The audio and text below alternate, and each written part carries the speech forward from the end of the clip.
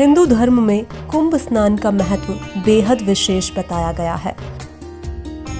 मान्यता है कि अगर व्यक्ति कुंभ स्नान करता है तो उसके सभी पाप समाप्त हो जाते हैं और उसे पापों से मुक्ति मिल जाती है।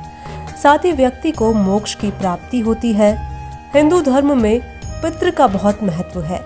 ऐसे में कहा जाता है कि अगर कुंभ स्नान किया जाए तो पितृ भी शांत हो जाते हैं। इससे व्यक्ति पर आशीर्वाद बना रहता है।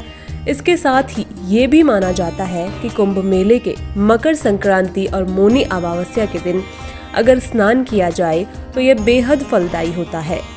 कई लोग तो इस मेले में जीवन मृत्यु के बंधनों से मुक्ति की कामना के साथ आते हैं।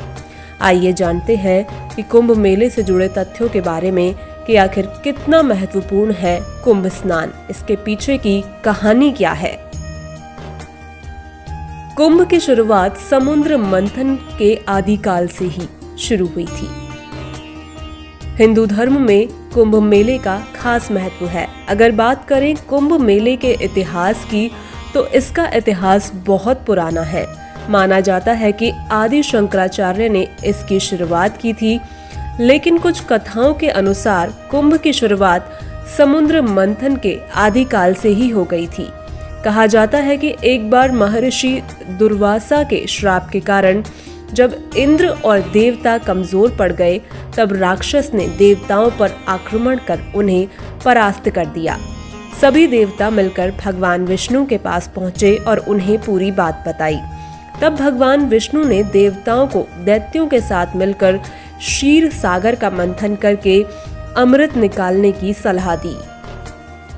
देवताओं और राक्षसों ने अमृत के लिए किया समुद्र मंथन। भगवान विष्णु के ऐसा कहने पर सारे देवता राक्षसों के साथ संधि करके अमृत निकालने की कोशिश में लग गए।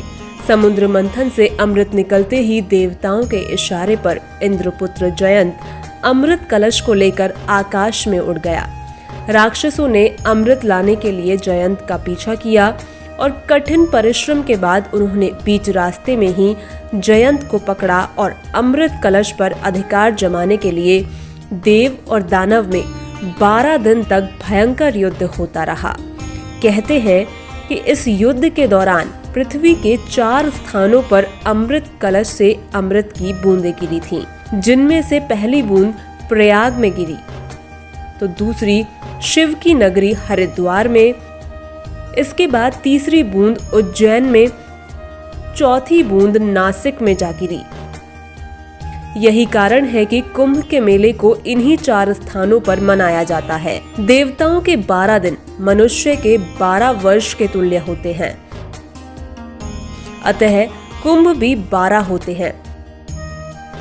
उनमें से 4 कुंभ पृथ्वी पर होते हैं और शेष 8 कुंभ देवलोक में होते हैं, जिन्हें देवगण ही प्राप्त कर सकते हैं।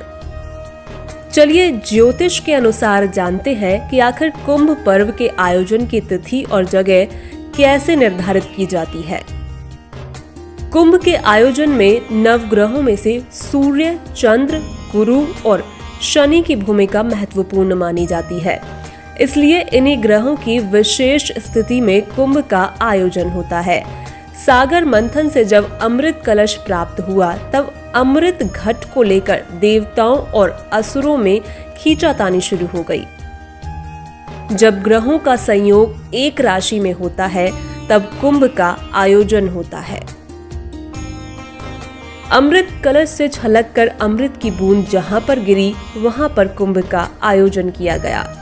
अमृत की खींचातानी के समय चंद्रमा ने अमृत को बहने से बचाया, गुरु ने कलश को छुपा कर रखा, सूर्यदेव ने कलश को फूटने से बचाया और शनि ने इंद्र के प्रकोप से रक्षा की। इसीलिए जब इन ग्रहों का संयोग एक राशि में होता है, तब कुंभ का आयोजन होता है, क्योंकि इन 4 ग्रहों के सहयोग से अमृत की रक्षा हुई थी। मकर संक्रांति के दिन प्रारंभ होता है ये मेला। खगोल गणनाओं के अनुसार ये मेला मकर संक्रांति के दिन प्रारंभ होता है, जब सूर्य और चंद्रमा वृश्चिक राशि में और बृहस्पति मेष राशि में प्रवेश करते हैं। मकर संक्रांति के होने वाले इस योग को कुंभ स्नान योग कहते हैं।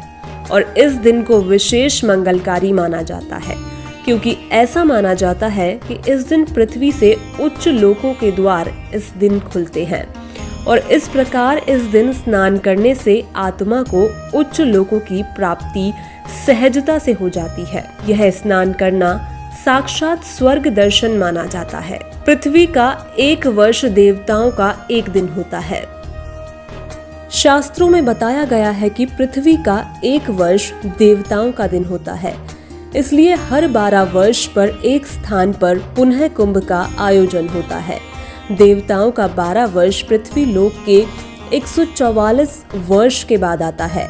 ऐसी मान्यता है कि 144 वर्ष के बाद स्वर्ग में भी कुंभ का आयोजन होता है, इसलिए उस वर्ष पृथ्वी पर महाकुंभ का आयोजन होता है। महाकुंभ के लिए निर्धारित स्थान प्रयाग को माना गया है। कहा जाता है कि महाकुंभ मेले में हिंदुओं को अपने जीवन काल में एक बार स्नान अवश्य करना चाहिए। समय समय पर महाकुंभ मेला हर 144 वर्षों में या 12 पूर्ण कुंभ मेले के बाद आता है। ये केवल प्रयागराज में आयोजित किया जाता है। गंगा के पवित्र जल में स्नान या डुबकी लेने से मनुष्य अपने पापों से मुक्त हो जाता है।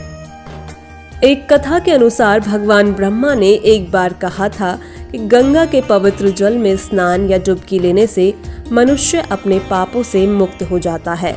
हिंदुओं का यह भी मानना है कि गंगा नदी में स्नान विशेष रूप से महाकुंभ के दौरान करने से उन्हें और उनके पूर्वजों की 88 पीढ़ियों तक के पाप मुक्त हो जाते हैं।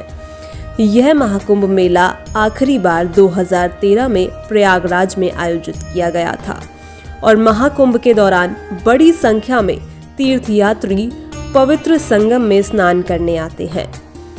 इस शुभ मेले का आयोजन एक महान स्तर पर किया जाता है, जिसमें लाखों तीर्थयात्री शामिल होते हैं।